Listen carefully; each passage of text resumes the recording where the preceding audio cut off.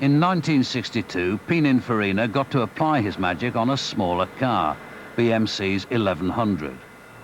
First off the line was the Morris, followed over the next 2 years by 5 other badged varieties. Soon the car was being heralded as the world's finest small family saloon. I talked to Farina in Italy and said how much I liked what he had designed. I told him I thought he and BMC had got themselves a winner. But the real genius behind the 1100 was Alec Isigonis, who, after the success of the Mini, wanted to try out front-wheel drive and a transverse engine in a larger car. Like the Mini, the 1100 was an attempt to get the most interior space for the least overall length. With a starting price of around £650, the car opened up driving possibilities for people like Londoner Ken Warren. I went everywhere on a bike. Used to cycle down to my mother's in Devon, cycle to work always. Everywhere I went on a bike. I was quite happy cycling, but my governor at the time, he said I was getting too old for cycling because being a baker, I like to get up at 3:30, 4 o'clock to be at work by 5. So he said, about time you bought a car. He found 1100, a new one. I didn't have enough money, so he gave me the extra £100 and I paid him back £2 a week for a year's salary. This extra £100 only just covered optional features like the wing mirrors, heater and number plate.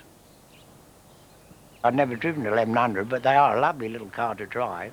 And after I bought mine, the following year the governor's wife went and bought one.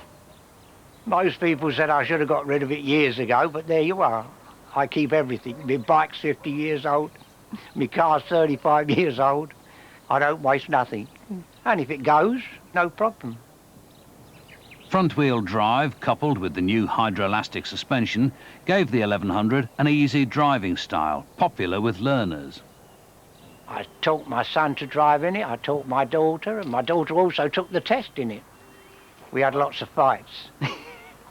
It was all right. Sometimes we wasn't talking when we come back, but the next day it was peaceful again.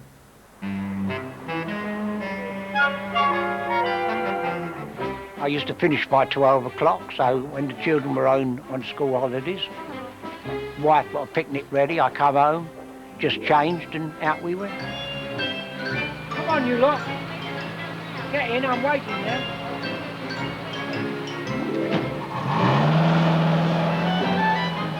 Off again. Could have been a bit better, the weather, but never mind. We went everywhere in the car, quite a few on holidays and that, and the daughter being sick in the car. If you feel sick, darling, don't forget to let me know.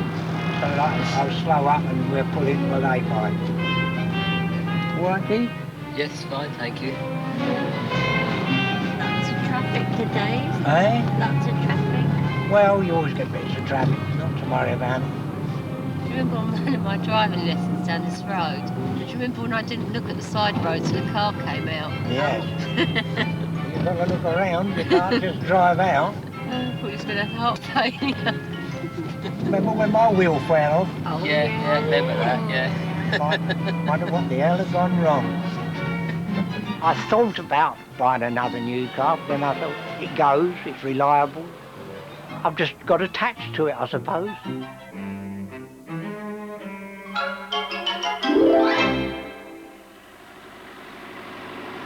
Not all 1100s have fared quite as well as the Warrens. Most of the 2.25 million built have rusted into oblivion.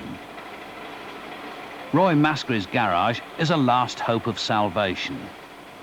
But for some cars, it's too late.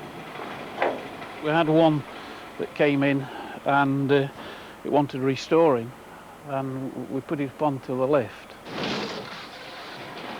We finished up with the front end. Well, it was articulated from the screen downwards, and we just wheeled the front end out just like a wheelbarrow. It was just a total death trap. Everything you touched was just like getting a bag of crisps and just crunching it. I've been involved with these since 1963. I'm always learning. Every job is different. The body on the 1100 is very a complex body. You know, there's one panel holding another panel sort of thing. It can be like the Forth Bridge if you're not careful. This is why we sit the customer down and explain all this, to find out exactly why they want this car doing, because it's going to cost more money to repair it than what it's worth out on the market.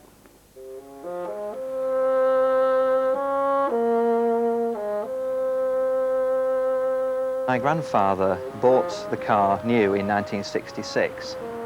I remember it as a child. He used to pick me up every now and again in it. He used to clean it for him and what have you. There's never going to be the day, I think, when I can take this car to the scrapyard. So I've decided to have it restored.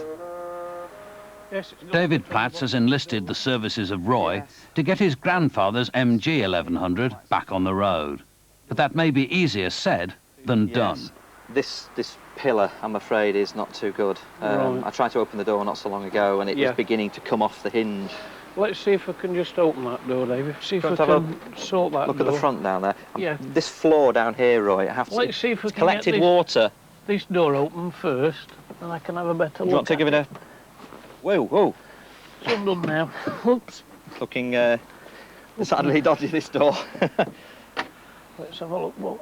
I wouldn't like to let it go on its let's way. not worry about that then. Right. Although costing just £740 to his grandfather, this MG is likely to cost David upwards of £5,500 to restore. And I think at the end of the day you're going to have your granddad's car back again. Yeah, well, yes. Well, that'd be nice. Yeah. It would. Anyway, thanks for ringing us again. No, and thank we'll you be very in much, touch with Roy. you. Thanks very All right, much. David. Cheers. Thank you. Bye-bye. Bye. At the end of the day, it is really a heap of metal, isn't it? I suppose scrap value is nothing, but it's got its own character, it's got its own personality almost. And that's why I suppose I hold it dear to my heart, and I could never get rid of it. It is part of the family. The 1100 was the most popular car of the 1960s and the last major success for BMC. The company and most of its cars are now long gone, but in family albums across Britain, their memory lives on.